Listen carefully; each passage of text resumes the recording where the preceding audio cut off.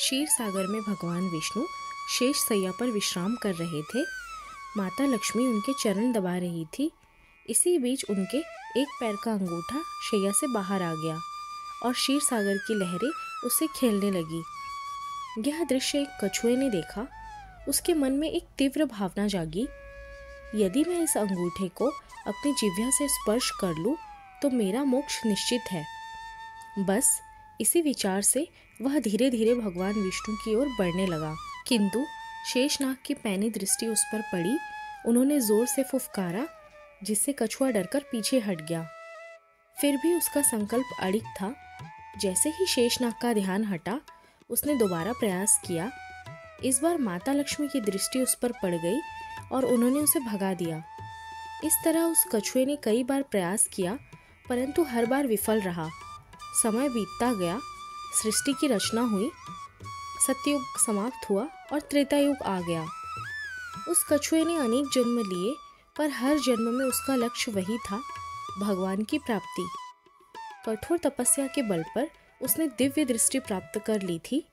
अब उसे ज्ञात हो गया कि वही क्षीर सागर में शयन करने वाले भगवान विष्णु त्रेता युग में श्री राम के रूप में अवतरित होंगे, वही शेषनाग लक्ष्मण बनेंगे और वही माता लक्ष्मी सीता के रूप में जन्म लेंगी। अब वह अवसर चूकना नहीं चाहता था, इसलिए वह भी केवट के रूप में जन्म लेकर गंगा तट पर आ गया। जब श्री राम वनवास के समय गंगा किनारे पहुँचे तो केवट ने विनम्र भाव से कहा, नाथ, मैं आपके चरण कमल धोकर नाव में चढ़ाऊंगा। मैं उतराई भी नहीं चाहता। मुझे आपकी और महाराज दशरथ जी की सौगंध है। मैं आपसे सच कह रहा हूँ, भले ही लक्ष्मण जी मुझ पर बाण चला दे, लेकिन जब तक मैं आपके चरण धो नहीं लेता तब तक पार नहीं उतारूंगा।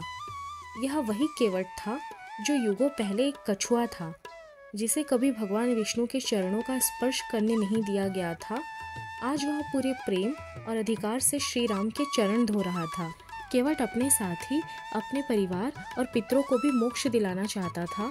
उसने चरण धोकर पूरे परिवार सहित उस चरणामृत का पान किया और उसी जल से पितरों का तर्पण किया। फिर बड़े प्रेम से श्री राम को गंगा पार कराने लगा। भगवान के चरण धोते समय उसने देखा कि जब वह एक पैर धोकर कठौती से बाहर रखता तो वह धूल से मैला हो जाता। फिर जब दूसरा पैर धोने लगता तो पहला फिर से गंदा हो जाता। यह देखकर केवट ने निवेदन किया, प्रभु, एक पैर कठौती में रखे और दूसरा मेरे हाथ पर, ताकि कोई भी पैर धूल से न सने। श्री राम मुस्कुराए और वैसा ही किया।